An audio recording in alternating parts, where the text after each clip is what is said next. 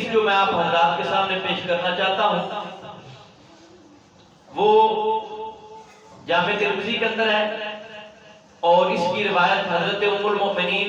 سیدتنا عائشہ الصدیقہ رضی اللہ تعالیٰ عنہ بنت صدیق اکبر رضی اللہ تعالیٰ عنہ نے کی ہے۔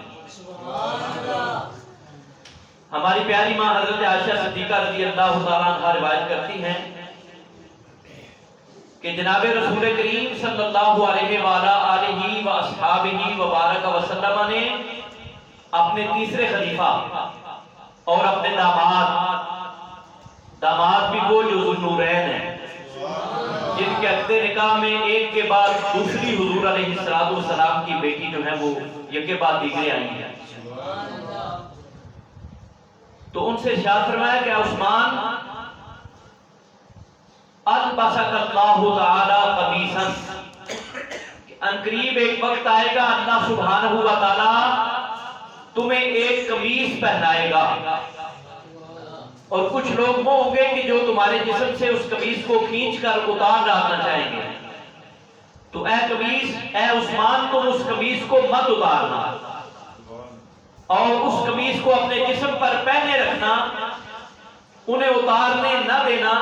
یہاں تک کہ آ کر مجھ سے مل جانا۔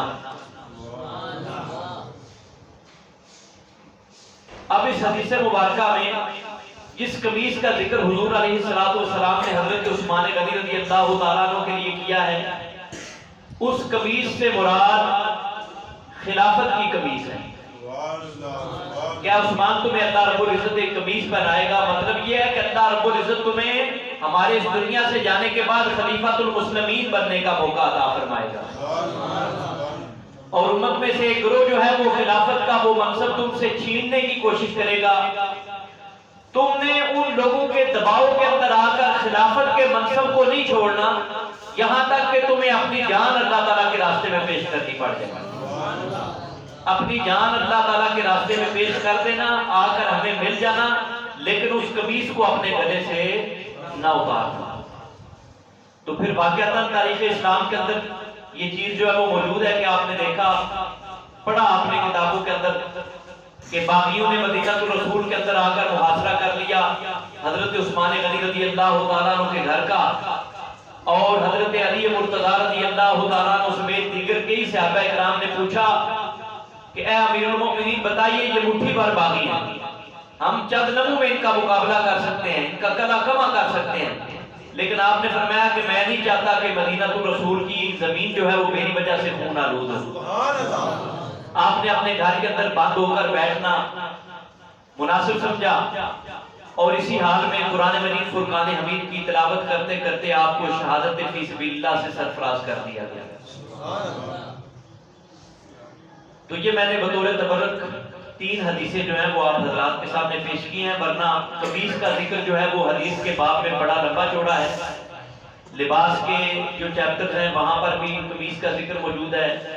جو کفن کے چیپٹرز ہیں وہاں پر بھی قمیص کا ذکر موجود ہے، احرام کے باب میں بھی قمیص کا ذکر جو ہے وہ موجود ہے،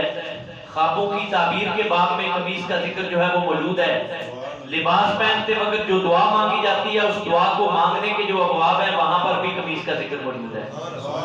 غرض یہ کہ حدیث مبارکہ میں قمیص کے تذکرے بھرے پڑے ہیں، اور کیوں نہ ہو کہ قمیص حضور علیہ السلام کا پسندیدہ ترین لباس ہے۔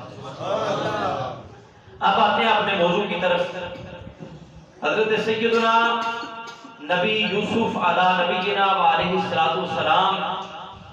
کی قمیص کا ذکر اللہ سبحانہ و تعالیٰ نے سورہ یوسف میں 6 مقامات پر فرمایا ہے، 3 مقامات پر فرمایا ہے۔ 6 مرتبہ قمیص کا ذکر ہے لیکن 3 مقامات پر فرمایا ہے۔ پہلے سورہ یوسف کے بالکل آغاز میں قمیص کا ذکر جو ہے وہ ایک بار موجود ہے، پھر تقریباً درمیان میں جا کر 4 مرتبہ قمیص کا ذکر موجود ہے، پھر سورہ یوسف کے اخیر میں جا کر 1 مرتبہ پھر سے قمیص کا ذکر موجود ہے۔ تو یہ کل 6 مرتبہ یہ ذکر جمیل جو ہے وہ بنتا ہے جو سورہ یوسف کے اندر اللہ تعالیٰ نے قمیص کا نام لے کر بیان فرمایا ہے۔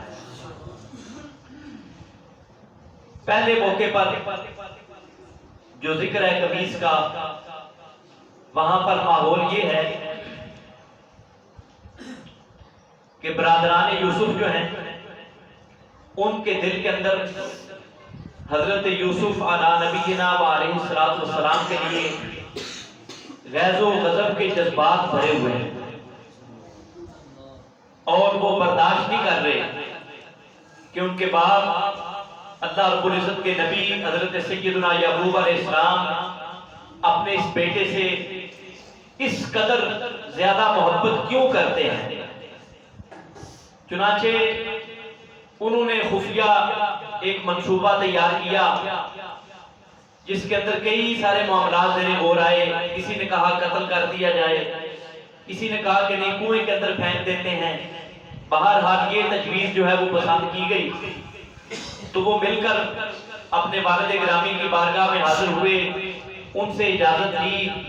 اور والد نے پہلے سے اشارہ دے دیا کہ خیال رکھنا کہیں یوسف کو بھیڑیا پکڑ کر نہ لے جائے۔